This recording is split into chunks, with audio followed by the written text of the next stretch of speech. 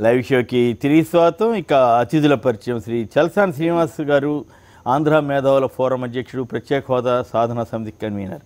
శ్రీమతి లక్ష్మీపార్తి గారు, వైఎస్ఆర్ కాంగ్రెస్ పార్టీ ప్రధాన కార్యదర్శి, శాసనసభ మాజీ సభ్యురాలు. శ్రీ రామచంద్రారెడ్డి గారు, కాంగ్రెస్ పార్టీ నేత. శ్రీమతి కొల్లి మాధవి గారు, భారతీయ జనతా పార్టీ నేత. శ్రీ మన్నే గోవర్ధన్ రెడ్డి గారు, టీఆర్ఎస్ నేత, ఖైరతాబాద్ నుంచి శాసనసభకు పోటీ చేసినటువంటి ప్రముఖులు. ఇక నిన్న ఈ ఫిరాయింపుల పర్వం పైన, ఫిరాయింపుదారులకు మంత్రి పదవులు ఇవ్వటం పైన విపక్ష నేత వైఎస్ఆర్ కాంగ్రెస్ అధినేత జగన్ సురవరం సుధాకర్ రెడ్డి గారితో సహా పలువురు ప్రముఖుల్ని కలుసుకున్నారు. అదే సమయంలో ఆ పార్టీ రాష్ట్ర వ్యాప్తంగా పెద్ద ఎత్తున నిరసనలు చేపట్టింది. వాళ్ళతో పాటు తెలుగుదేశం కూడా నిరసన కార్యక్రమం చేపట్టినట్లుగా ఉంది. టీడీపీ ఎంపీ సీఎం రమేష్పై జమ్మలమడుగులో ఫిరాయింపుదారు అయినటువంటి ఎమ్మెల్యే అయిన మంత్రి ఆదినారాయణ రెడ్డి మంత్రి పదవి ఇవ్వడంపై నిరసనగా రామసుబ్బారెడ్డి వర్గీయులు పెద్ద ఎత్తున సీఎం రమేష్పై దాడి చేశారు. సో మొత్తం మీద ఫిరాయింపుదారులకి చేదు అనుభవాలు ఎదురవటం మంచిదేనా? అదే సమయంలో సురవరం సుధాకర్ రెడ్డి గారు చాలా సీరియస్ వ్యాఖ్య చేశారు. వెన్నుపోటుదారులకు ఎప్పుడు వెన్నుపోటు భయం ఉంటుంది, అందుకే ఇలాంటి ఫిరాయింపులు ప్రోత్సహిస్తున్నారని ఆయన వ్యాఖ్యానించారు. నిజంగానే అంతేకాకుండా ఈ ఫిరాయింపుల వ్యవహారం పైన పూర్తిగా పోరాటంలో పాల్గొంటామని, ముఖ్యమంత్రి అభద్రతా భావంతో ఉన్నారని కూడా ఆయన అంటున్నారు. నిజంగానే చంద్రబాబు అభద్రతా భావంతో ఉన్నారా? ఆయనకి ఓటమి భయం పట్టుకుందా? అందువల్లే సుధాకర్ రెడ్డి గారు చెప్తున్నట్లుగా ఈ రకమైన ఫిరాయింపులు సొంత పార్టీ వారికి కాకుండా ఎదురు పార్టీ వారికి మంత్రి పదవులు ఇవ్వడం ఇలాంటివి జరుగుతున్నాయా? మరి దీనిపైన ముందుగా మేధావుల ఫోరం కన్వీనర్ అయినటువంటి చల్సాని శ్రీనివాస్ గారు ఏమంటారు చూద్దాం. వారు ఫిరాయింపుల్ని సమర్థిస్తారా, లేక చంద్రబాబు గారికి ఓటమి భయం పట్టుకుందని వారు చెప్తారా? ఏమంటారో చూద్దాం. శ్రీనివాస్ గారు. ప్రజాస్వామ్య స్ఫూర్తిని పాతరేయటానికి కానీ ప్రజాస్వామ్య హరణని ఏదైతే జరుగుతుందో వాళ్ళు చూస్తున్నామండి స్పష్టంగా. ఒకటి మాత్రం నేను చెప్పదలిచాను, నిన్న జగన్మోహన్ రెడ్డి గారు ఎవరు వెళ్ళి భారతీయ జనతా పార్టీకి అరుణ్ జైట్లీ గారు చెప్పుకోవటం వల్ల ఎలాంటి ఉపయోగం లేదు. ఒకే తానులోని గుడ్డలని చూసుకుని, ఎందుకంటున్నానంటే మణిపూర్లో ఒక మంత్రిని తీసుకుని అబ్సల్యూట్లీ నో కాదు నేను చెప్తున్నానండి ఒకసారి. ఎందుకంటే ఆల్రెడీ ఎస్పీవై రెడ్డి గారిది కాదు, ఎస్పీ రెడ్డి గారు ఏదైతే ఉన్నారో ఇవాళ వరకు పెండింగ్ ఉన్న అప్లికేషన్స్ని అంత అలా ఉంటే ఇంకెవరికి చెప్పుకుంటామండి వాళ్ళ అనేది. సరే వాళ్ళని చేశారు, లేదో కూడా అట్లాగే ఉందంటారు. ఇప్పుడు ఎవరిని వాళ్ళకి సిపిఎం ఇంకోటి చెప్తున్నా, నిన్న కాక మొన్న కాంగ్రెస్ పార్టీ అండ్ సిపిఎంని తృణమూల్ కాంగ్రెస్ సభ్యులు వాళ్ళు తీసుకుని ఒక క్యాబినెట్ హోదా ఇవ్వటం కానీ, అంటే ప్రతి చోట ఇది జరుగుతుంది. ఖచ్చితంగా చట్టం మనం ఏం చేస్తున్నాం ఇవాళ మాట్లాడుకుంటూ వెళ్ళిపోతామండి. ఇది ఖచ్చితంగా పూర్తిగా ఇది ఆగాలంటే 18 మార్చి 1986లో అమల్లోకి వచ్చిన ఫిరాయింపుల యాంటీ డిఫెక్షన్ లాని, అలాగే 2003లో దానికి అమెండ్మెంట్ 91st కాన్స్టిట్యూషన్ అమెండ్మెంట్ జరిగింది. దానికి తప్పనిసరిగా ఇలాంటి స్పీకర్ల చేతుల్లోంచి మార్చి first and foremost election commission చేతిలో పెట్టాలి. ఆటోమేటిక్ డిఫెక్షన్ ఏదైనా కూడా కండిషన్స్ పెట్టాలి, ఖచ్చితంగా పలానా టైంకి అయిపోవాలి అని. ఖచ్చితంగా ఇది తప్పితేనండి ఎట్టి పరిస్థితుల్లో వాళ్ళు ఎన్నరో అయినా ఒక పక్కన దక్షిణ భారతీయులు నల్లాడితో తిరుగుతున్నామని అంత దుర్మార్గంగా. ఈ దేశం మాది మూలవాసులు, దక్షిణ భారతదేశ వాసులు మూలవాసులు. వాళ్ళు ఉత్తర మధ్య ఏషియా నుంచి వచ్చిన వాళ్ళు పొమ్మనండి మా కామెంట్ చేసి కాదండి. నల్లాళ్ళు మీరు ఏంటండి అది కాదండి. అంటే ఇది మూలవాసులు, మూలవాసులు అసలు ఈ దేశంలో వాళ్ళు మధ్య ఏషియా నుంచి వచ్చిన వాళ్ళు కొంతమంది పొమ్మనండి. అవసరం ఎందుకన్నాడు విజయ తరుణ్ ఆయనకి ఒక పూర్తి ఇవాళ కొత్త కాదండి. నరసింహరావు గారు లేదంటే అక్కడ దేవగౌడ గారు కూడా నాకు దేవగౌడ గారు కూడా చెప్పారండి. నేను దాని మీద ఆయన రాసింది కూడా రాస్తాను. ఎన్ని అవమానాలు జరిగినాయి అనేది తప్పనిసరిగా ఆ రోజు ఫుట్పాత్ మీద గొప్ప, నాకు తెలంగాణ ఆంధ్రాన్ని కాదని తెలుగు బిడ్డ, దక్షిణ భారతదేశం బిడ్డ, ఒక ఫుట్పాత్ మీద ఆయన పార్థివ దేహాన్ని పెట్టారండి. ఫుట్పాత్ మీద పెట్టారని పార్టీ కాంగ్రెస్ లో ఇంటర్నల్ కూడా దానికి ఉత్తరాదికి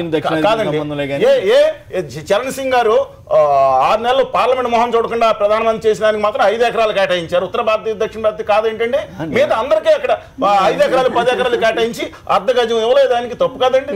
అది తప్పులే. అందుకని ఇవాళ నేను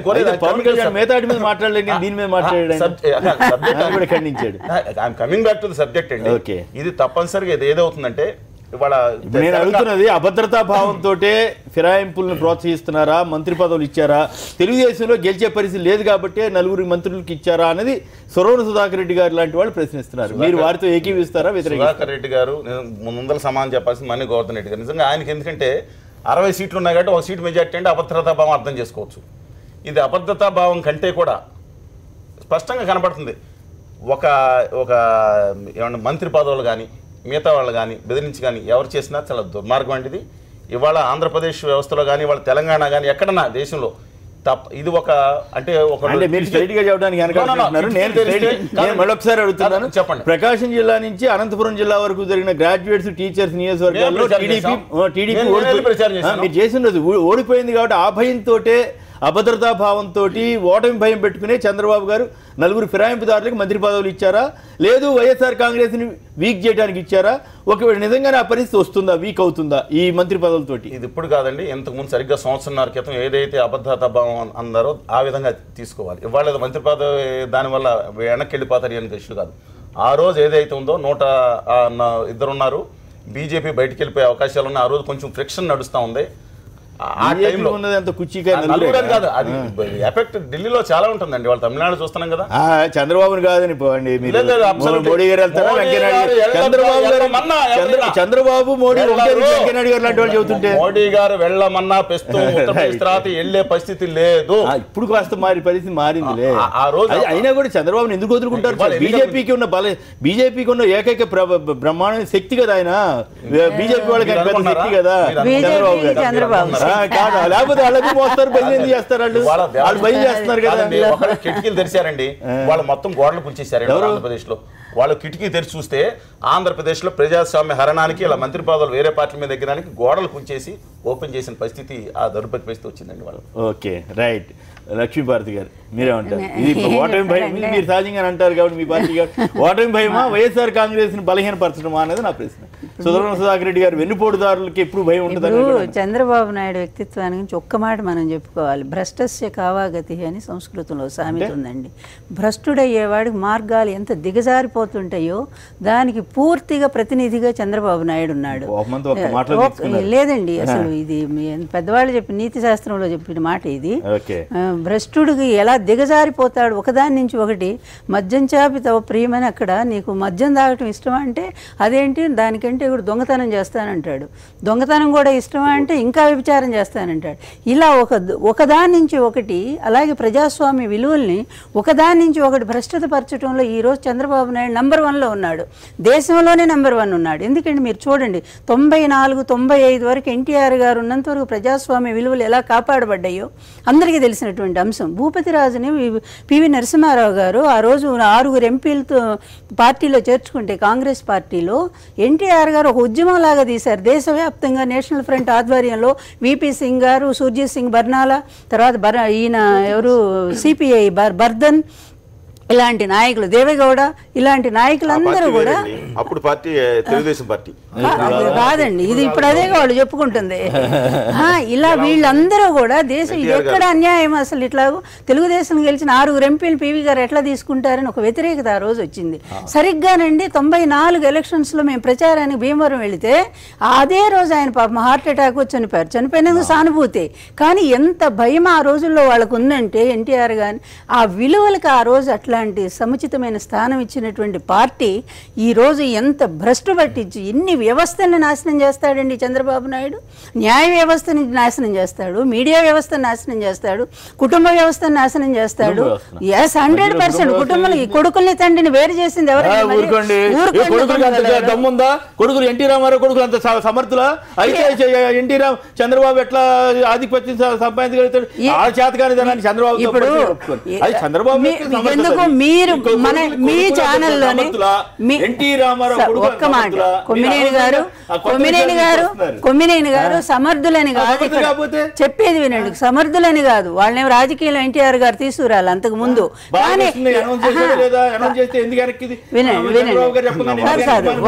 ఒక్క మాట వినండి. కాదు, కోపం కాదండి, కోపం కాదు, వినండి. అనౌన్స్ చేస్తే అదే రాత్రి చంద్రబాబు నాయుడు దాన్ని కన్విన్స్ చేశారు, అది వేరే విషయం. కానీ మొన్ననే దగ్గుబాటి వెంకటేశ్వరరావు గారు డిస్కషన్స్ లో మన ఛానల్లో టీవీ 9లో చెప్పినట్టున్నారు కదా. ఏమని? కరెక్ట్ గా ఆ రోజు 40 మంది ఎమ్మెల్యేలు నాతో ఉంటే బాలకృష్ణ గారు వచ్చి నన్ను చాలా కన్విన్స్ చేసి నన్ను అక్కడికి వైస్రాయ్ హోటల్కి తీసుకుపోయాడు. అంటే వీళ్ళు రాష్ట్ర రాజకీయాలకి తండ్రి గెలుపుకి పనికి రాలేదు కానీ తండ్రి పదవిని దించడానికి కొడుకులు ఎలా పనికొచ్చారంటానికి దాన్ని వాళ్ళు పావులుగా ఎలా చంద్రబాబు నాయుడు ఉపయోగించారు. అందుకని కుటుంబ వ్యవస్థను తండ్రి కొడుకులు విడదీయటం వ్యవస్థ నాశనం చేయడం ఏదండి. అది మా మాట నేను అనకూడదు. ఆ జ్ఞానం అనండి లేదా ఇంకోటి అనండి, తండ్రి కదా ఎట్లా అనేది ఆలోచించలేదా? వాళ్ళకి లేదనేది స్పష్టమైంది. ఎన్టీ రామారావు కొడుకుల కన్నా చంద్రబాబు గొప్పవాడని రుజువైందా లేదా? వ్యవస్థలు ఒకటండి. చివరికి ఎంత పతనావస్థకు పార్టీని తీసుకొచ్చాడంటే ఈ రోజు ఈ ఫిరాయింపుల్ని అతను సపోర్ట్ చేయటమే కాకుండా తర్వాత వాడు మంత్రి పదవి మొన్ననే కదా తెలంగాణలో అంత ఘోరంగా తిట్టాడు. అంతకుముందు కూడా ఈ పివి నరసింహారావు కాంగ్రెస్ పార్టీని తిట్టాడు. కానీ ఈ రోజు తను చేస్తుంది అంటే పూర్తిగా గవర్నర్ వ్యవస్థను కూడా ఎన్టీఆర్ గారు అందుకే అన్నారు గవర్నర్ వ్యవస్థ వేస్ట్ వృధా అన్నారు. అసలు చెప్తున్నాను. అభద్రతా భావం ఎవరికి దీంతో బాధ కలుగుతుంది ఎక్కడంటే నిన్న నాకు నిజంగానే జగన్మోహన్ రెడ్డి గారు అరుణ్ జైట్లీ గారిని గెలవటం నేను బాధపడ్డాను చూసి. ఎందుకంటే ఎందుకు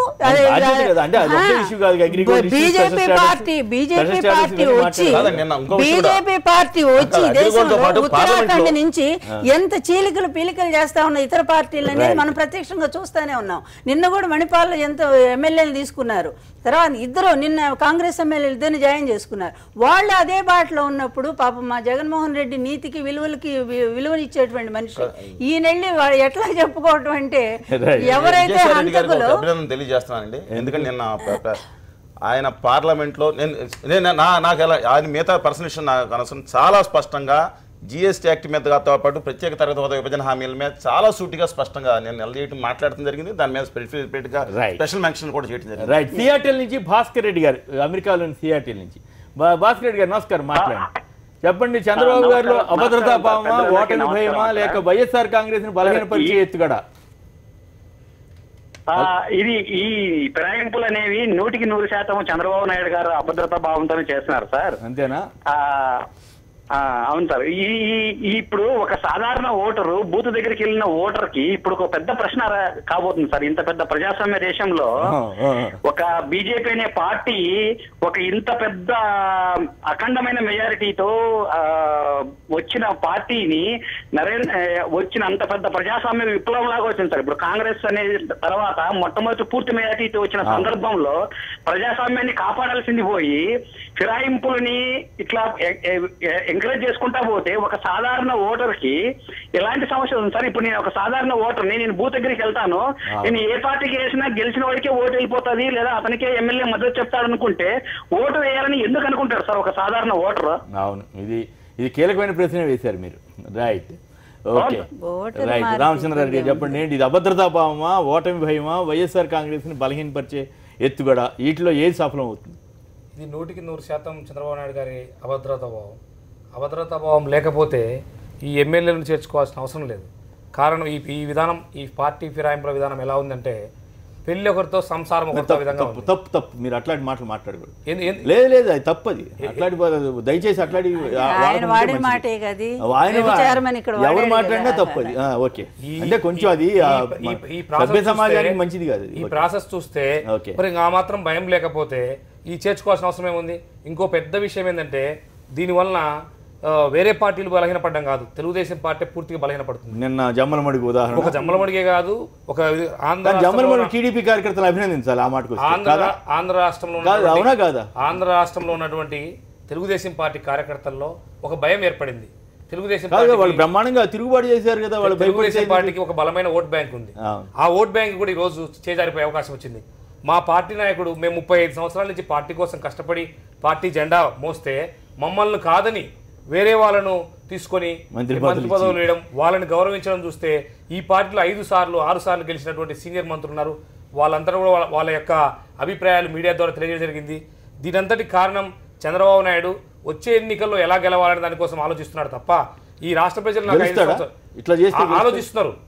ఆలోచించడం వేరు, గెలవడం వేరు. ప్రతి మనిషి గెలవాలనుకుంటాడు, రాజకీయాల్లో పోటీ చేసే ప్రతి మనిషి గెలవాలనుకుంటాడు. ఇంకో విషయం ఏంటంటే ఇక్కడ ముఖ్యమైన విషయం, వీళ్ళు వ్యవస్థల్ని భ్రష్టు పట్టిస్తున్నారు. ముఖ్యంగా గవర్నర్ గారు కూడా ఒక ముఖ్యమంత్రి ఇచ్చినటువంటి స్టేట్మెంట్ను మీరు ఎలా తీసుకుంటున్నారని క్వశ్చన్ చేసిన తర్వాత కూడా తెలంగాణలో ఒక ఎమ్మెల్యేని తీసుకొని మంత్రిని చేయడం తప్పని చెప్పేసి ఒక రాష్ట్ర ముఖ్యమంత్రి క్లియర్గా స్పష్టం చేసిన తర్వాత కూడా సరే నీకు కూడా వాటా ఇస్తా అని చెప్పేసి ఇక్కడ ఒక తప్పు చేశాను అక్కడ 4 సీట్లు ఇవ్వడం అనేది, గవర్నర్ గారు ఈ యొక్క వ్యవస్థను కాపాడాల్సినటువంటి వ్యక్తి, ఆయన్ను రాజ్యాంగం నియమించినటువంటి వ్యక్తి, రాజ్యాంగాన్ని కాపాడకుండా ఉండడమే కాకుండా ఆయనే ప్రోత్సహిస్తున్నట్టు కనపడుతుంది విధానం చూస్తే. అలానే ఈ ఏదైతే పార్టీ ఫిరాయించారో వాళ్ళకు నిర్ణీత గడువు లేకపోవడంతో ఈ గవర్నర్ వ్యవస్థ, స్పీకర్ వ్యవస్థ రెండు కూడా నిర్వీర్యమైపోయినాయి. రేపు విప్పు జారీ చేస్తే మంత్రులు కూడా అసెంబ్లీకి రాని పరిస్థితి ఏర్పడుతుంది. ఈ దేశంలో దౌర్భాగ్యమైన విషయం ఏంటంటే అధికార పార్టీలో మంత్రి హోదాలో ఉన్న వాళ్ళు కూడా రేపు వచ్చే సమావేశాల్లో ఏదైతే పార్టీ ఫిరాయించారో చేస్తే స్పీకర్ గారు రెడీగా ఉన్నారు. అసలు ఇప్పుడు పట్టించుకోకుండా ఓటింగ్ దాకా వెళ్ళనీయకుండా మొత్తం చేయించేసి చేస్తున్నారు. కోడలి గారు చేసింది అదే కదా. కోడలి గారు నాకు ఆశ్చర్యం వేసింది, ఇదే స్పీకర్లు ఇదే మారింది ఏంటంటే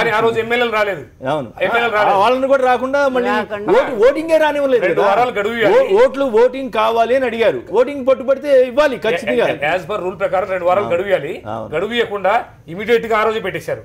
స్పీకర్ మీద అవిశ్వాస తీర్మానం ఆ రోజు ఎమ్మెల్యేలంతా గైరాజరయ్యారు. రేపు విచిత్రమైన విషయం ఏంటంటే ఈ 4 మంత్రులు కూడా సభకు గైరాజరయ్యారు. అంటే రాజ్యాంగం ద్వారా ప్రమాణం చేసినటువంటి వ్యక్తులు ఆ రోజు అసెంబ్లీకి హాజరు కావట్లేదంటే ఇది మనం వ్యవస్థలు ఏ విధంగా వెళ్తున్నాయి. చంద్రబాబు గారిలో ఓటమి భయమా లేకపోతే వైఎస్ఆర్ కాంగ్రెస్ బలహీనపరచడం ద్వారా అడ్వాంటేజ్? రాజకీయాల్లో ఒకరిని ఒకరు ఎవరు బలహీనపరచలేరు. ఆయనే బలహీనపరుచుకుంటాడు. ఆయనకు పూర్తిగా ఓటమి భయం పట్టుకుంది. వచ్చే ఎన్నికల్లో అధికారం చేపట్టాలంటే నేను వాళ్ళని చేర్చుకోవాలి వీళ్ళని చేర్చుకోవాలి, దానివల్ల పూర్తి డొల్లా అయిపోతుంది. ఇది పూర్తిగా 100% నేనైతే నిన్న టీడీపీ కార్యకర్తలు చెమ్మల మడుగులు అట్లా తిరుగుబాటు చేయడానికి చాలా సంతోషపడ్డా. ఎందుకంటే పార్టీకి వ్యతిరేకంగా చేసినట్టు కాదు, ఒక సిద్ధాంతం కోసం, ఒక నిబద్ధత కోసం వాళ్ళంతా గట్టిగా అది ఒకప్పుడు తెలుగుదేశం అంటే అట్లా నిలబడినటువంటి పరిస్థితి ఈ రోజు దౌర్భాగ్యంగా ఇట్లా మారిపోయింది. చాలా చోట్ల లేదని కాదు, ఒక చోట ఉందని కాదు, చెప్పలేనంత అందరి మనసులో అదే ఉంది. యాక్చువల్ అయితే చంద్రబాబుని బీజేపీ వాళ్ళని నిలదీయాలి. ఏమైనా బీజేపీ మణిపూర్ గోవాల్లో కూడా వాళ్ళు పవన్ గారు తిరుపతి నుంచి. పవన్ గారు నమస్కారం, మాట్లాడండి. పవన్ గారు నమస్కారం సార్. అందరికీ నమస్కారం. మాట్లాడండి. చెప్పండి, చంద్రబాబు గారిలో అభద్రతా భావం, వెన్నుపోటు మనిషి కాబట్టి అట్లా వెన్నుపోటుగా భయపడుతున్నారని సురవణ సుధాకర్ రెడ్డి గారు అంటున్నారు. వారితో మీరు ఏకీపిస్తారా లేక ప్రతిపక్షాన్ని బలహీనపరచడానికి చంద్రబాబు గారు అట్లా చేశారంటారా? చంద్రబాబు బెదిరిస్తేనో చంద్రబాబు భయపెడితేనో భయపడేవాడు జగన్మోహన్ రెడ్డి కాదండి. జగన్మోహన్ రెడ్డి గారు భయపడరు, జనం భయపడి ఉండాలి కదా. ప్రతిపక్షం నేను చెప్పేది ప్రతిపక్షం గురించే, నేను జగన్మోహన్ రెడ్డి గారి గురించే మాట్లాడను. నేను చెప్పేది చంద్రబాబు నాయుడు ఈ ముసలి వయసులో ఎంత భయపడుతున్నాడు అంటే అంత భయపడుతున్నాడు. ఎందుకు? వాళ్ళ పార్టీలో బీజేపీ మిత్రపక్షం అండి, వాళ్ళకి 2 మంత్రి పదవులు ఇచ్చారు. వైఎస్ఆర్ కాంగ్రెస్ పార్టీ నుంచి 21 మందిని లాక్కొని 4 ఇచ్చారు. మీరు చంద్రబాబు నాయుడికి తెలుగుదేశం పార్టీలో పనిచేసే వాళ్ళు కనిపించలేదా? నాకు అర్థం కాదా? చంద్రబాబు నాయుడికి బుద్ధి లేదు, వైసీపీ నుంచి వెళ్ళిన వాళ్ళకి సిగ్గు లేదు మంత్రి పదవి తీసుకోవడానికి. గవర్నర్ గారు 34 సార్లు తిరుమలకు వచ్చారండి. ప్రమాణ స్వీకారం చేయించినప్పుడు తెలీదా? తప్పు చేస్తున్నామని తెలీదా? బీజేపీ పార్టీ వాళ్ళు చేస్తున్నది అదే, వీళ్ళు చేస్తున్నది అదే. బీజేపీ పార్టీ తెలుగుదేశం పార్టీ కొమ్ముగా వస్తా ఉంది. తెలుగుదేశం పార్టీ చంద్రబాబు సార్, నేను ఒక 2 నిమిషాలు నేను మాట్లాడాలి. తిట్టుడు కార్యక్రమానికి ఎందుకు విషయం మాట్లాడాలి, తిట్టుడు కాదు. తెలుగుదేశం ఇప్పుడు నిన్న ర్యాలీ చేశారండి. మీరు అనుకుంటున్నారు కేవలం జమ్మల మడుగులోనే గొడవ జరిగిందని. తిరుపతిలో నిన్న అమర్నాథ్ రెడ్డి వచ్చారు తిరుపతికి. ఏమైంది? ముద్దుకృష్ణ నాయుడు అటెండ్ కాలేదు, గోపాలకృష్ణ రెడ్డి గారు అటెండ్ కాలేదు. అసంతృప్తి అన్నది చంద్రబాబు నాయుడు కేవలం లోకేష్ బాబుకు మంత్రి పదవి ఇవ్వడానికి మంత్రివర్గ విస్తరణ. ఖచ్చితంగా వాళ్ళు చంద్రబాబు నాయుడు పప్పులో కాలేశాడు. చెప్పనా, లోకేష్ మంత్రి పదవి ఇచ్చేదాని మీద ఎలా కాదు, కేటీఆర్ తో కంపేర్ చేసుకుని అదే పంచాయతీరాజు రూరల్ ఇవ్వడం వల్ల నాకు ఒకటి గుర్తు వచ్చి చెప్తున్నాను ఇక్కడ ఏంటంటే కాక కృష్ణ పిక కృష్ణ వసంత యాగమే కాక కాక పిక పిక సంస్కృతులు చెప్తే ఒక్క మాకేం మాట అర్థం చెప్తా కాదు. అండి. కాకి నల్లగా ఉంటుంది, కృష్ణ అంటే నల్లటి రంగు, పికహ కృష్ణ అంటే కోయిల నల్లగానే ఉంటుంది.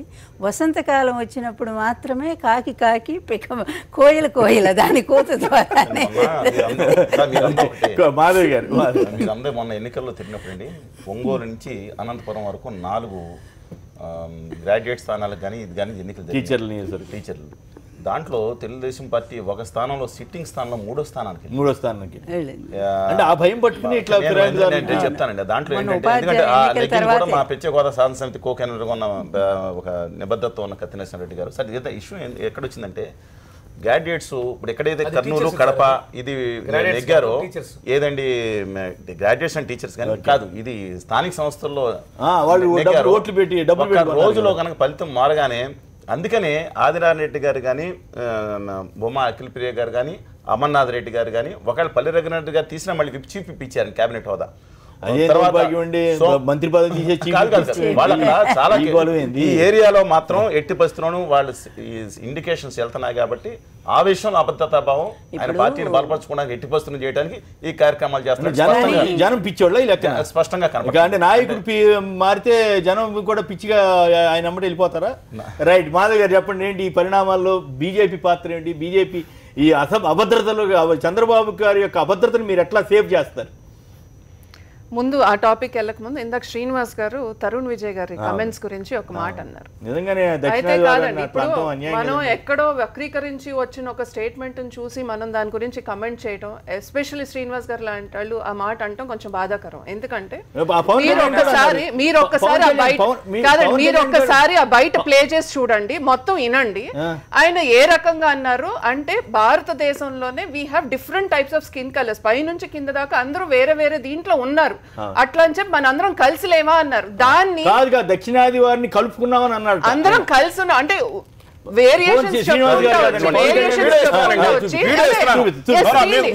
ఇంగ్లీష్ తెలుసు అనుకుంటా నేను చెప్తున్నాను. మీరు ఎట్టి పరిస్థితుల్లో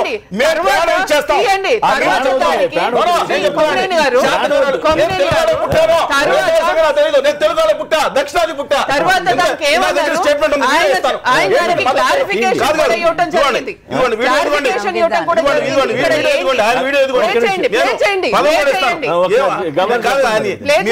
If you are racist, why would have why ఎందుకని మేము ఈ దక్షిణ why would have entire South India read the entire thing, play the entire byte, play the entire byte, don't just read part of it, play the entire byte of it, మీరు entire byte play చేయండి. అదే నేను చెప్తున్నాను, మీరు entire byte కనుక play చేస్తే ఏం మాట్లాడారు అనేది అర్థమవుతుంది.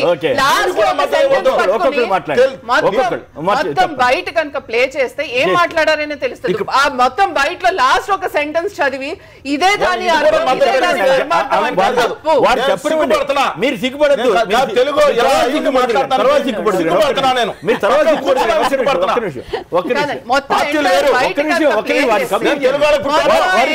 బయట ప్లే చేస్తే ఆయన ఓవరాల్ గా అన్నది ఏంటి? ఇవాళ నిజంగానే ఆయన మన సపరేట్ గా చేస్తే మేము కూడా ఊరుకోమండి. ఎందుకు ఊరుకుంటాం? ఎవ్వరూ ఊరుకోం. అది ఆయన అన్నది ఏంటంటే డిఫరెంట్ స్కిన్ కలర్స్ ఉన్నారు అక్రాస్ ద కంట్రీ. అట్లాగే లాస్ట్ లో అన్నది ఏంటంటే అంటే అక్కడ ఏంటి అని అంటే స్కిన్ కలర్ మంది డెఫినెట్ గా కొంచెం తక్కువ ఉంటుంది నార్త్ పైన, అట్లా అని చెప్పి మనం కలిసి లేమా అని అన్నారు. అంతేగాని సపరేట్ చేస్తామని ఆయన కనుక అదే ఉద్దేశం మేమే ముందు నుంచి ఖండిస్తాం. అది తరుణ్ విజయ్ గారు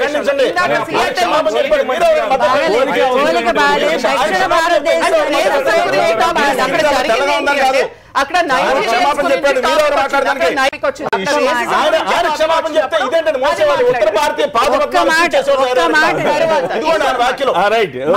మాధవ్ గారికి ఒక్క మాట నేను చెప్తాను. ఆ డిస్కవరీ ఆఫ్ ఇండియా మీరు చదివే ఉంటారు. నెహ్రూ గారు ఎంత మంచి మాట చెప్పారంటే మొత్తం భారతదేశంలో విభిన్నమైన మతాలు, ప్రాంతాలు, కులాలు, రంగులు ఎన్ని ఉన్నప్పటికీ, సంస్కృతులు, సాంప్రదాయాలు ఉన్నప్పటికీ కూడా వీళ్ళందరినీ ఒకే భావధార, భారతీయత అనేటువంటి ఒక ధార కలుపుతూ అందరినీ నిలబెడతా ఉంది ఒక తాటి మీద నా దేశం గర్వించదగిన దేశం అనేటువంటి మాట ఈ రోజు ఆయన చెప్పినటువంటి మాటకి ఎంత తేడా పవన్ కళ్యాణ్ గారు కూడా అన్నారు కోరికలు కూడా నల్లగా ఉంటుంది.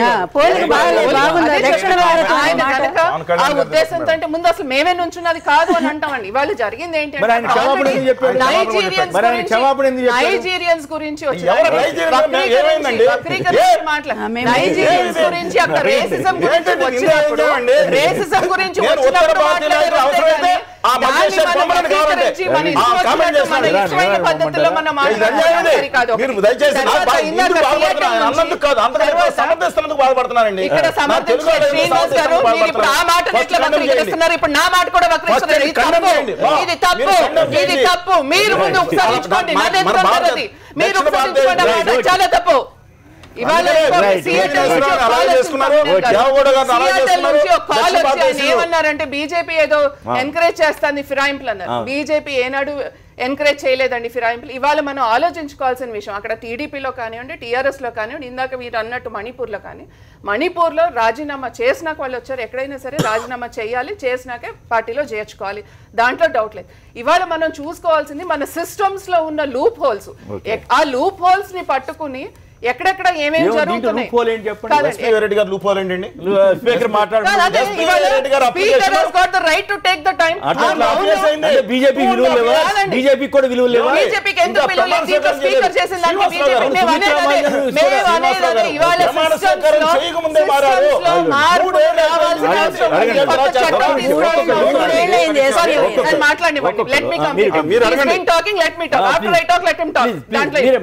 ఇవాళ మనం సిస్టమ్స్ లో మార్పు తీసుకురావాల్సిన అవసరం ఉంది. చట్టాల్లో డెఫినెట్ గా మనం సవరించుకోవాల్సిన అవసరం ఉంది.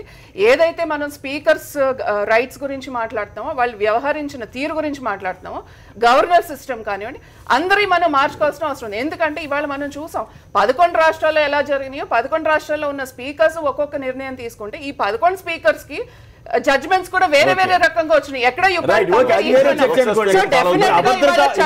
చంద్రబాబు గారు అభద్రతా భావంతో ఇట్లా చేశారా, ఓటమి భయంతో చేశారా, వైఎస్ఆర్ కాంగ్రెస్ బలహీనపరచాలని చేశారా? ఇవాళ మెజారిటీ ఉన్నా కూడా ఇక్కడ టీఆర్ఎస్ వాళ్ళు ఎందుకు తీసుకున్నారో, ఏ అభద్రత భావత వీళ్ళు తీసుకున్నారో, ఇవాళ అక్కడ వాళ్ళు ఏ భద్రత ఏ అభద్రత భావత తీసుకున్నారో వాళ్ళు అర్థం చేసుకోవాల్సిన అవసరం. అది చంద్రబాబు గారు అయినా, ఇటు కేసీఆర్ గారు అయినా, ఇంకొకళ్ళైనా అది తప్పే. అది ఆలోచించాల్సిన విషయం ఏంటి అని అంటే ఎక్కడైనా సరే బీజేపీలో కాస్త మహిళా నేతలు కొంచెం గట్టిగా మాట్లాడుతున్నారు. పార్టీ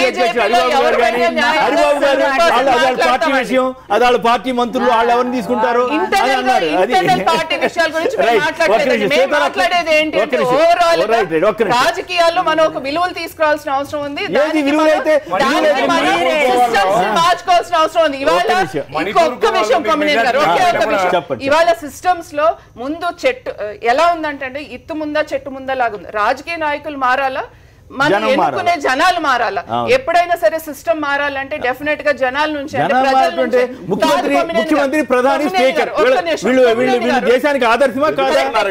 ఒక్క మాట నేను చెప్తాను. ఎప్పుడైతే ప్రజలు తిరస్కరిస్తారో ఇటువంటి వాళ్ళు వాళ్ళని మళ్ళీ అసెంబ్లీకో లేకపోతే మళ్ళీ పార్లమెంట్ కి పంపించరో అప్పుడు ఒక భయం అంటే వీళ్ళు అడ్డుగోలు పనులు ఏం చేసినా నాయకత్వ పొజిషన్ ఉన్న వాళ్ళు సమాజానికి ఒక మంచి సంకేతం ఇవ్వాల్సిన వాళ్ళు చండాల పనులు చేస్తే జనం చూస్తా కూర్చుని చేసిన పనిని ఎప్పుడైనా సరే ప్రజలే దానికి తీర్పు ఇవ్వాలి. ప్రజలు ఎలా తీర్పు ఇవ్వాలంటే అప్పుడు ఒక భయం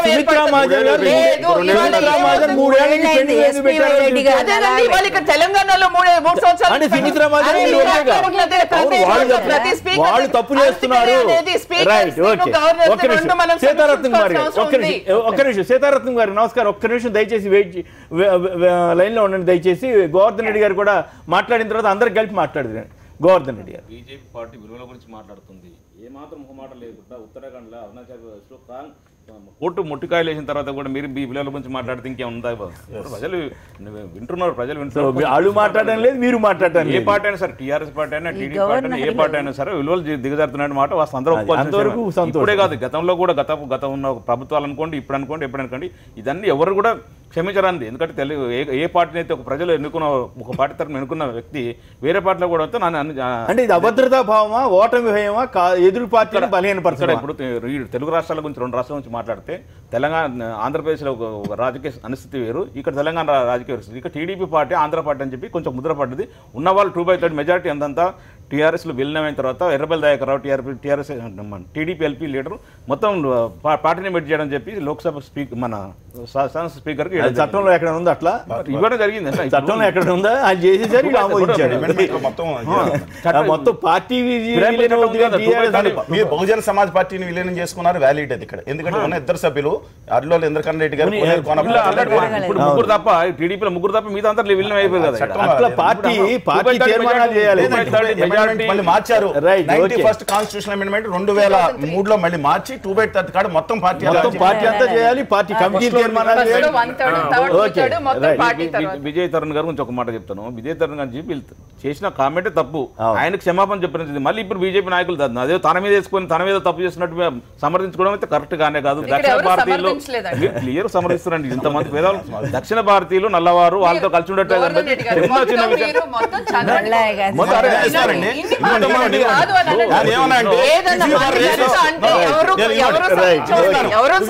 చాలా క్లారిటీ ఇచ్చాడు క్లారిటీ ఉంది. విజయ్ గారి క్లారిటీ ఉంది.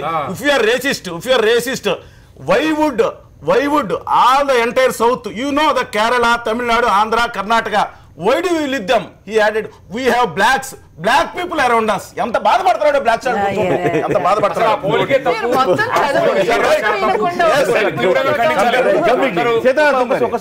టీడీపీ చంద్రబాబు నాయుడు గతంలో శ్రీనివాసరావు ఇక్కడ మంత్రి పదవి ఇస్తే ఎంత గగ్గోలు పెట్టినట్టు ప్రజలకు వెళ్ళేసి రాజకీయ వ్యభిచారం చేస్తారు, ప్రజాస్వామ్యం కూని చేస్తారు అని చెప్పి తమ్ముళ్ళు మీరే ఆలోచించారని చెప్పి పెద్ద పెద్ద ప్రసంగాలు చేసి ఇప్పుడు ఎక్కడ తమ్ముళ్ళు ఆ తమ్ముళ్ళు ఎక్కడ వేరు తమ్ముళ్ళు మర్చిపోయారు. అప్పుడేమో తమ్ముళ్ళు గుర్తొచ్చారు. మీ వైఎస్ఆర్సీపీ నుంచి 4 మంత్రులు చేయడంగానే తమ్ముళ్ళు మర్చిపోయేసి ఓన్లీ రాజకీయం గుర్తొచ్చింది. అంటే ఎక్కడ అవసరం ఉంటే అవసరం మాట్లాడే వ్యక్తి ఎవరనంటే చంద్రబాబు నాయుడు. దీన్ని బట్టి కొంచెం అర్థం చేసుకోవాలి. చంద్రబాబు నాయుడు మేక ఉన్న పులి, దాన్ని బట్టి దాన్ని ఎక్కడ అవసరం ఉంటే ఎట్లా మాట్లాడుతుంటే కొడుకు మంత్రి పదవి కొరకు ఏమైనా తెగించడానికి ఉన్నందుకు నాకు ఒక కొడుకు వేస్తే బాధపడతారని చెప్పేసి ఇంకో 4 వైఎస్ఆర్సీపీని తీసుకొచ్చి పెట్టుకున్నాడు. అదే మిత్రపక్షాన్ని బీజేపీ కాపాడుతుంది, కేంద్ర ప్రభుత్వం అన్ని కాపాడుతుంది, అన్ని విషయాల్లో కాపాడుతుంది, ఓటు నోటు విషయాల్లో కాపాడుతుంది, అన్ని విషయాల్లో కూడా ఒక బీజేపీ మాత్రం 2 సీట్లు ఇచ్చేసి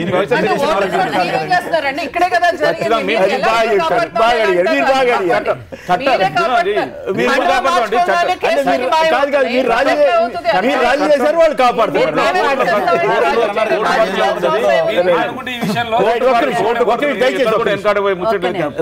దయచేసి ఆగండి ఒక్క నిమిషం. సీతారత్నం గారు నమస్కారం. చెప్పండి, ఏమిటి ఫిరాయింపుల మీద సుర్రోన సుధాకర్ రెడ్డి అంత పెద్ద నాయకుడు అన్నారు, అభద్రతా భావం, వెన్నుపోటు పొడిచే వాళ్ళకి ఇట్లాంటి అన్ని గుర్తుకొస్తుంటాయి. మరి ఏమిటి అసలు అంత ఓటమి భయమా లేక ఎదురు పార్టీని బలహీనపరచడమా ఏమిటి? మీరు ఎట్లా వర్ణిస్తారు దీన్ని? గుడ్ మార్నింగ్ సోమినేని గారు, అక్కడ ఉన్న అందరికి గుడ్ మార్నింగ్ అండి. అంటే జగన్మోహన్ రెడ్డి గారు ఆయనకున్న బాధను చెప్పుకోవడం కోసం ఢిల్లీ వెళ్ళుండొచ్చు. బట్ ఢిల్లీ వెళ్ళడం కోసం అక్కడ కలవడం కోసం హిడెన్ ఎజెండా వేరేగా ఉండొచ్చు. పైకి మాత్రం ఆంధ్రప్రదేశ్ లో డెమోక్రసీ కూని అవుతుందని ఏ రీజన్స్ తోటి వెళ్ళారో ఆయన హిడెన్ ఎజెండా ఏంటి అనేది రాష్ట్ర ప్రజలందరికీ తెలుసండి.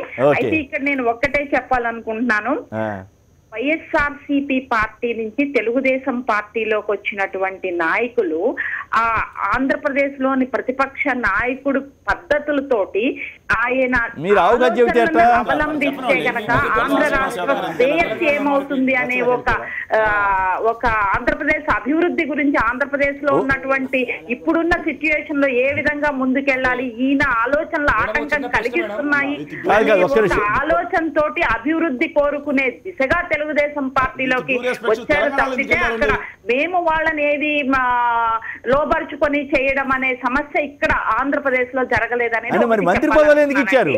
కాదు ఇక్కడ సమస్య ఏంటంటే మంత్రి పదవులు ఎందుకు ఇచ్చారు? నిన్న టీడీపీ ఎంపీ సీఎం రమేష్ మీద కుర్చీలు ఎందుకు టీడీపీ కార్యకర్తలు ఎందుకు ఇచ్చారు? ఇది నైతికంగా ఎంతవరకు కరెక్టు? రాజకీయ వ్యభిచారం అని చంద్రబాబు గారే తీవ్రంగా దూషించినటువంటి పరిస్థితి నుంచి మీరు ఆ రకంగా సమర్థించడం అవకాశం చెప్పదలుచుకుంటే చెప్పండి, నాకే అభ్యంతరం లేదు. నైతికంగా మీరు చేసింది కరెక్ట్. తెలుగుదేశంలో 106 మంది ఎమ్మెల్యేలు ఉంటే 4 సమర్థులు లేరని మీరు ఆ 4కి మంత్రి పదవులు ఇచ్చారా? ఈ పరిస్థితి మీకేమి బాధ అనిపించట్లేదా? ఇది టీడీపీ కార్యకర్తలు అవమానించినట్లు కాదా? టీడీపీ ఎమ్మెల్యేలను అవమానించినట్టు కాదా? టీడీపీ ఎమ్మెల్యే చావట్లు దద్దమ్మలు పనికిమాలినాళ్ళు. అందుకే నేను వైఎస్ఆర్ కాంగ్రెస్ నుంచి ప్రతిపక్షం నుంచి రాజకీయ వ్యభిచారం చేసి తెచ్చుకున్నానని చంద్రబాబు గారు చెప్పినట్లు అవుతుందా అవదా? అది ఆయన మాటల్లోనే చెప్తే మీరు కాదనగలరా? అవకాశలాగా ఇంకేదైనా చెప్తే చెప్పండి, నాకు అభ్యంతరం లేదు. నైతికంగా కరెక్టా కాదా చెప్పండి. ఇక్కడ ఒక్కటండి, కొమ్మినేని గారు తెలుగుదేశం పార్టీకి పూర్తి మెజారిటీ ఉంది, నెంబర్ 1. ఒకటి. ఇంకో రెండోది ఏంటంటే మాకు మిగిలిన పక్షాల నుంచి లోబరుచుకునే పరిస్థితుల్లో తెలుగుదేశం పార్టీ లేదు. We cannot compare Andhra Pradesh situation గానీ తెలంగాణ సిచ్యుయేషన్ గానీ. తెలంగాణలో జరిగింది ఏ విధంగా లోబరుచుకున్నారు తెలుసు, ఇక్కడ అది లేదు. అది తప్పని నేను చెబుతున్నాను. అది కూడా తప్పే, కేసీఆర్ చేసినా తప్పే. కానీ కేసీఆర్ కనీసం మాట్లాడకుండా ఉన్నారు. ఈయన ఏమన్నాడు ఆ రోజున? రాజకీయ వ్యభిచారం అన్నాడా లేదా? తలసాని శ్రీనివాసరావు తమ్ముళ్ళు చెప్పండి అన్నాడా లేదా?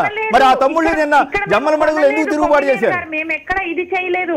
మంత్రి పదవులు ఇచ్చారు దానికి ఆ విషయానికి వస్తే కనుక అక్కడ ఉన్నటువంటి ఆ ప్రాంతానికి అక్కడున్న ప్రజలకి న్యాయం చేయాలి, అభివృద్ధి చేయాలనే ఒక దిశగా పార్టీని అక్కడ ఉన్నటువంటి లోకల్ క్యాడర్ ని కూడా సమర్థవంతంగా కలుపుకుని వెళ్ళగలిగే నాయకత్వానికి ఆ సిచ్యువేషన్ అనేది తెలుగుదేశం పార్టీ ప్రభుత్వం అక్కడ క్రియేట్ చేసింది. అక్కడ డిఫరెన్సెస్ ఏమీ లేవు.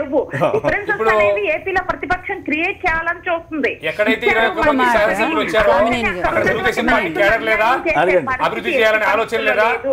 తెలుగుదేశం పార్టీలో కష్టపడిన ప్రతి ఒక్కరికి సముచితమైన న్యాయం జరుగుతుంది.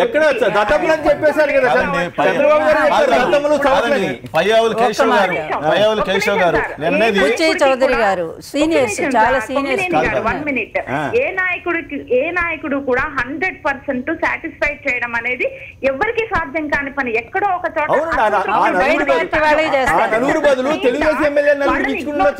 కాదు, డెఫినెట్ గా భవిష్యత్తులో వాళ్ళకి తగిన విధంగా డెఫినెట్ గా ఒక్కటి సీతారత్నం గారు, ఒక్క నిమిషం. నారాయణ స్వామి గారు 7 సార్లు అసెంబ్లీలో శాసనసభ్యులు ఎన్నికారు. ఆయన సమర్థత లేదని తీసుకున్నారు అక్కడ ఆయన. అఫ్ కోర్స్ ప్రతిపక్షాలు రాజకీయం చేస్తాయి. అయితే కొమ్మినేని గారు నా మెయిన్ కామెంట్ నేను చేసింది ఏంటంటే తరుణ్ గొగోయ్ గారి స్టేట్మెంట్ నేను నిన్న నేషనల్ టీవీలో కూడా చూశాను. అది ఆయన అహంకార పూరితమైనటువంటి వ్యాఖ్యలకు నిదర్శనం.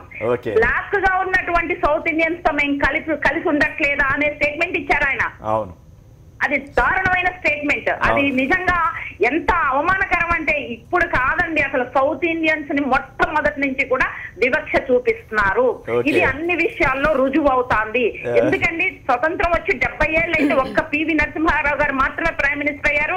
మిగిలిన అన్ని సంవత్సరాలు నార్త్ ఇండియన్స్ అవుతున్నారు. విడగొట్టండి సౌత్ ఇండియా నార్త్ ఇండియా మమ్మల్ని పరిపాలించుకుంటాం. 5 స్టేట్స్ మనం పరిపాలించుకుంటాం. డెవలప్ అవుతుంది. ఉన్నతమైన సౌత్ ఇది సరే. ఇప్పుడు జగన్మోహన్ రెడ్డి వేరే ఎజెండాతో పోయారన్నారు. అది తీవ్రమైన అభ్యంతరకరమైన వ్యాఖ్య. ఎందుకంటే జడ్జీలతో ఎవరండి ఇంట్లో విందు ఏర్పాటు చేసి అక్కడ రాజధాని అమరావతిలో తీసుకెళ్ళి మన వెంకయ్యనాయుడు గారు కూడా అంతే. మొత్తం జడ్జీలు వెంకయ్యనాయుడు గారికి చంద్రబాబు నాయుడు గారికి జడ్జీలు వెళ్తారా భోజనాలకి?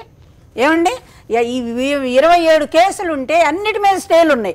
ఒక్క విచారణకు కూడా అతను ఎట్లా మేనేజ్ చేసుకున్నారు ప్రపంచానికి తెలుసు. అట్లాంటి మీరు జగన్మోహన్ రెడ్డి వేరే ఎజెండా ఎప్పుడూ లేదు. జగన్మోహన్ రెడ్డి ఆయన ఎప్పుడు స్ట్రైట్ పర్సనే.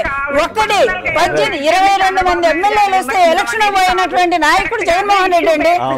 22 మందిలో 18 మందిని గెలిపించుకున్నటువంటి నాయకుడు జగన్మోహన్ రెడ్డి. మీకు ధైర్యం లేదు, మీకు నీతి లేదు. మీ నాయకుడికి ఈ రోజు అన్యాయంగా మీకు ఇప్పుడు చెప్తోంది కదా, కాకే చెప్పింది మీ అవినీతి గురించి చాలా స్పష్టంగా. మీ అవినీతి కొంచెం ఆగండి సీతారత్నం గారు, ఆగండి కాగు మేమెవరు అంటాం కాదు. మీ అవినీతి గురించి కాగు ఎంత స్పష్టంగా చెప్పిందంటే పట్టిసీమలో మొదటి నుంచి మేము ఏదైనా చెప్పామో 350 కోట్ల అవినీతి జరిగిందనేటువంటి చెప్పింది. అలాగే ప్రాజెక్టు జరుగుతుందని చెప్పింది.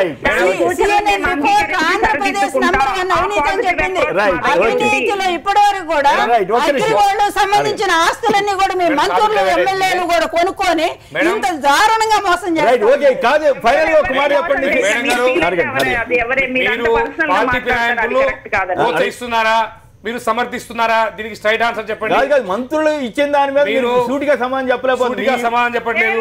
నేను చాలా వెరీ క్లియర్ చెప్పండి. అక్కడ వచ్చినటువంటి వైఎస్ఆర్సీపీ పార్టీ నుంచి వచ్చినటువంటి మంత్రులకి మంత్రి పదవులు ఇవ్వడం కరెక్ట్ కాబట్టే మా అధినేత నిర్ణయం తీసుకున్నారు.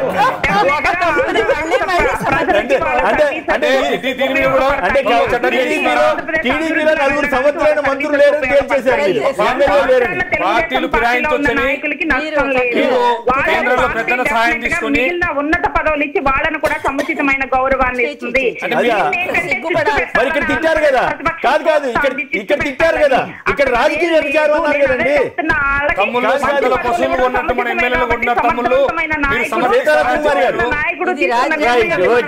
రైట్ ఓకే కాదు కాదు ఇక్కడ only one agenda Andhra Pradesh development అంటే ఫిరాయింపుదారులతో డెవలప్మెంట్ జరుగుతా రాజకీయ వ్యభిచారం అన్న చంద్రబాబు గారికి అది రాజకీయ వ్యభిచారం అవుతుందా అవుదా దాని మీద చెప్పగలరా? మీ పార్టీలో అనుభవం ఉన్న లీడర్ లేరా? ఆంధ్ర రాష్ట్ర అభివృద్ధికి మేము లోపరుచుకోలేదు. మీ మిత్రపక్షం తెలుగుదేశం వారు చెబుతున్నారు ఒక్క నిమిషం ఇక్కడ మేము లోపరుచుకోలేదు. టీఆర్ఎస్ వాళ్ళైనా మీరైనా అవకాశం చెబుతున్నారు కానీ ఒక్క నిమిషం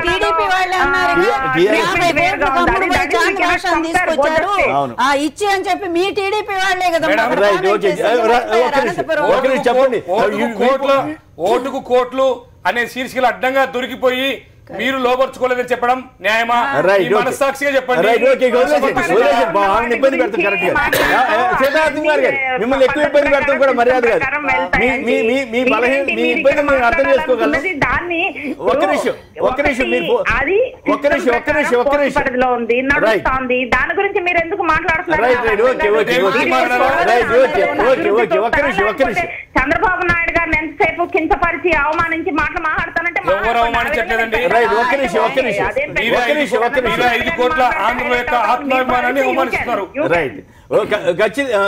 ఆవిడ అంటున్నారు ఏకంగా అసలు దక్షిణాది విడిపోతే బెటర్ అని అంటున్నారు మీ మిత్రపక్షం అధికార ప్రతినిధి, మీరేమంటారు? అసలు అదే నేను చెప్తున్నానండి, ఇవాళ అక్కడ జరిగింది వేరు, మనం చూసేది ఇంకో కోణంలో చూస్తాం.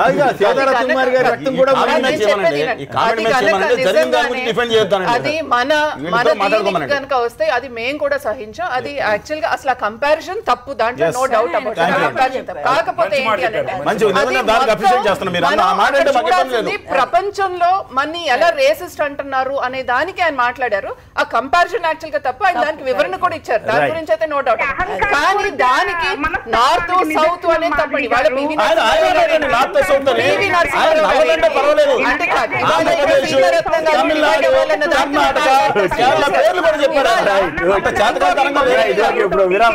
ప్రభుత్వాన్ని ఏర్పాటు చేస్తున్నారు అక్కడ.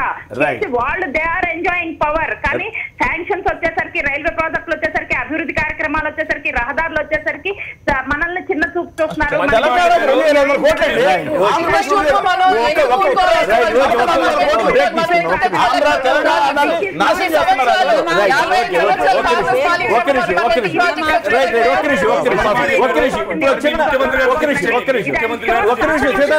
దయచేసి ఇప్పుడు చిన్న విరామం, ఒక్క నిమిషం ఇప్పుడు చిన్న విరామం తర్వాత లైవ్ షో కొనసాగుతుంది.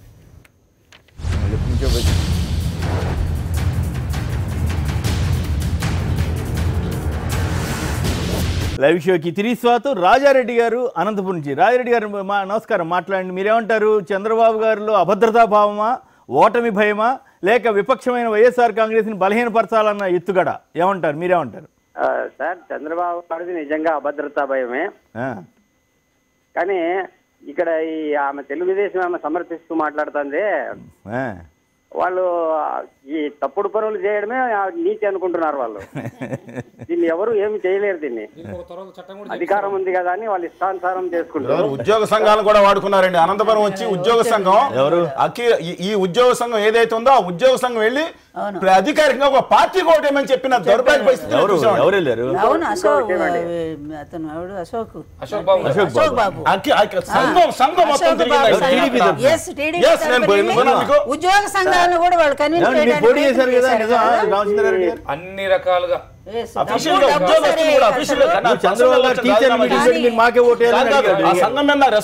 రాజీనామా చేసి వెళ్ళొచ్చు ఆయన పేరు కూడా వాళ్ళకి రావాల్సినటువంటి హక్కులు కూడా రానికుండా చేస్తున్నాడు ఈ దుర్మార్గుడిని.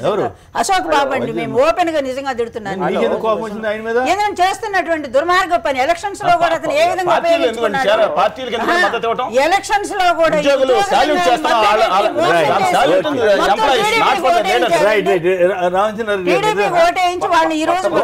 పోటీ చేశారు కదా, వారు ఏం చెప్తారు? పట్టభద్రుల ఎన్నికల్లో అధికార పార్టీ అన్ని రకాలటువంటి ఏం వాడుకోవాలో అన్ని రకాల ప్రయత్నాలు చేసింది. అశోక్ బాబు వచ్చింది నిజమేనా? ప్రచారం చేశారా? Okay right. రాజారెడ్డి గారు కంప్లీట్ చేయండి. రాజారెడ్డి గారు రైట్ ఓకే. కాదు ఇట్లా ఏంటి అధికారులు ఏం మాట్లాడలేని బలహీన పరిస్థితిలో ఉందేంటి బీజేపీ కూడా ఏపీలో? అధికార దుర్వినియోగం ఎవరు చేసినా తప్పండి, దాంట్లో నో డౌట్ అబౌట్ ఇట్. దాంట్లో బీజేపీ మాట్లాడకపోవడం ఏముంది? బీజేపీ ఫస్ట్ నుంచి పురంధరేశ్వరి గారు అంత గట్టిగా మాట్లాడినట్టుగా మిగతా వాళ్ళు ఎవరు ఎందుకు మాట్లాడలేకపోతున్నారు? ఇవాళ వెంకయ్య నాయుడు గారు అక్కడ ఏ రోజైతే ప్రమాణ స్వీకారం జరిగింది అదే రోజు సాయంత్రం ఆయన చెప్పారు వెంకయ్య నాయుడు గారు. ఇంకా అంతకన్నా మీరు ఇంకా చెప్పాలంటే నాకు అర్థం కావట్లేదు. మీరు ఏం చెప్పించాలనుకుంటున్నారు పోనా చెప్పండి. ఎందుకంటే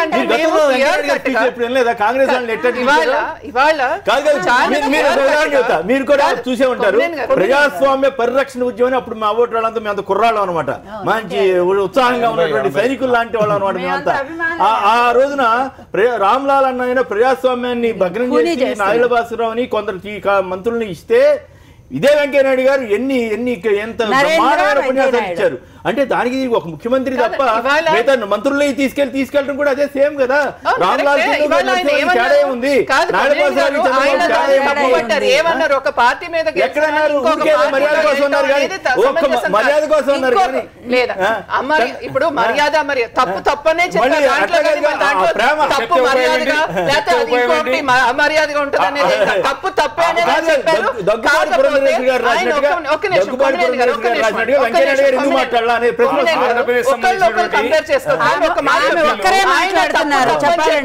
ఇంకొక మాట అన్నారు. ఇది రాజకీయాలకు అతీతంగా అన్ని పొలిటికల్ పార్టీస్ దీని గురించి ఉన్న విషయాన్ని చెప్పితే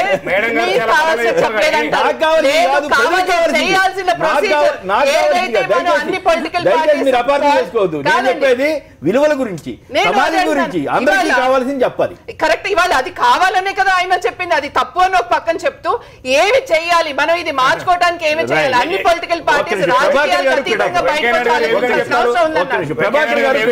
పక్క రాష్ట్రాల్లో మీరే పార్టీ ఫిరాయింపులు చేస్తుంటే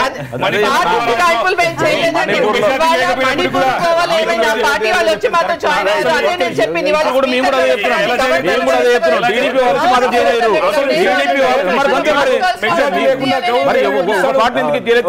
మీ పార్టీ వాళ్ళు చేసింది అందరు పార్టీ చేస్తున్నారు.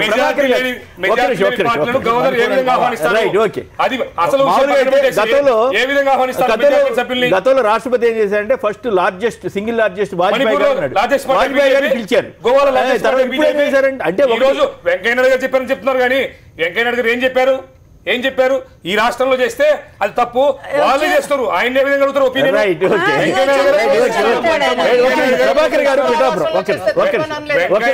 ప్రోత్సహిస్తున్నారు ఈ పార్టీ ఫిరాయింపుల్ని. ఒక్క నిమిషం, అది మరి అన్యాయంలే కానీ పిఠాపురం నుంచి ప్రభాకర్ గారు నమస్కారం. చెప్పండి, చంద్రబాబులో అభద్రతా భావమా, ఓటమి భయమా, లేక విపక్షాన్ని బలహీనపరచాలన్న ఎత్తుగడ? హలో మాట్లాడండి. నమస్తే, మాట్లాడండి. అక్కడ ఉన్నవారికి అందరూ నమస్కారం అండి. గుడ్, మాట్లాడండి సార్. ఇప్పుడు తెలుగుదేశం అడ్డుగోలుగా వాదిస్తారండి సార్. అలా ఇతర పార్టీ నుంచి తీసుకున్న ఎమ్మెల్యేలని రాజీనామా చేయించి నైతికంగా వాళ్ళకి చిత్తశుద్ధి ఉంటే వాళ్ళు ఎలక్షన్కి వెళ్ళి దమ్ము ధైర్యం ఉంటే గెలవమనండి. అది అంతేగాని మాకు చిత్తశుద్ధి ఉంది, రాష్ట్ర అభివృద్ధి ఏం అభివృద్ధి జరిగిందండి ఇక్కడ? ఎక్కడ ఏ అభివృద్ధి లేదండి. మామూలే వాళ్ళకి ఏదో ఒక పిల్లి పాలదానికి చీకడం అనుకుంటున్నారండి వాళ్ళు. ఏం కాదండి, అంతా గమనిస్తున్నారండి. ప్రజలు చురుకుగా మొత్తం గమనిస్తున్నారండి. వాళ్ళ ప్రవర్తన ఎలా ఉంటుందో, వాళ్ళ పద్ధతి ఎలా ఉంటుందో అంతా గమనిస్తున్నారు. పొద్దున్న వచ్చే ఎలక్షన్ వాళ్ళకి మంచి బుద్ధి చెప్తారండి. కానీ ఒక్కడు మాత్రం వాస్తవం అండి, వాళ్ళు ఏమనుకున్నారంటే వాళ్ళకే న్యాయంగా మంచిగా కనబడుతుందండి. అది కరెక్ట్ కాదండి. ప్రజలకి జవాబుదారీగా ఉండాలండి ప్రభుత్వం అంటేనే. చాలా బాగా చెప్పారు. కరెక్ట్, చాలా బాగా చేశారు. గోవర్ధన్ గారు మీరు కంప్లీట్. మేడం చెప్తుంది వెంకయ్య నాయుడు గారు ఖండించిండు మన మంత్రి అంతకుముందు కూడా గతంలో వైఎస్ఆర్సీపీ నుంచి జాయిన్ అయినప్పుడు ఆ రోజు చెప్పిండు నిజం కూడా చట్టం తీసుకురావాల్సిన అవసరం ఉంది, ఇట్లా జాయిన్ అయితే ఇబ్బంది అవుతుంది, ప్రజాస్వామ్యం కూని అవుతుందని చెప్పేసి గతంలో ఆంధ్రప్రదేశ్లో పెట్టడం జరిగింది. దాన్ని ఎక్కడి వరకు ఇంప్లిమెంట్ చేసి నిజంగా మంచి మెజారిటీ ఉంది. మోడీ గారు కూడా రియాక్ట్ అవ్వాలి కాదు. సుమిత్రా మహాజన్ గారు 3 ఏళ్ల నుంచి పెండింగ్ లో పెడితే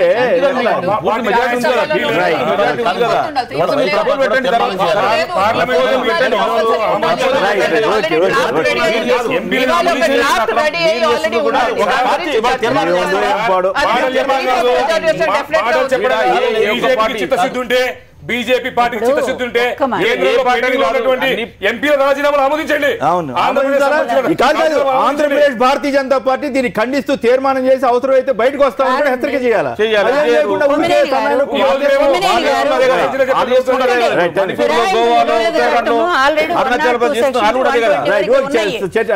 దీన్ని సక్రమంగా బిల్లు అమలు చేసే రాబందు అంట శాకాహారం గురించి మాట్లాడింది. అట్లాగే కాంగ్రెస్ ఫిరాయింపు ఛాంపియన్స్ వీళ్ళు వచ్చి ఇంకొక నీతులు చెప్పి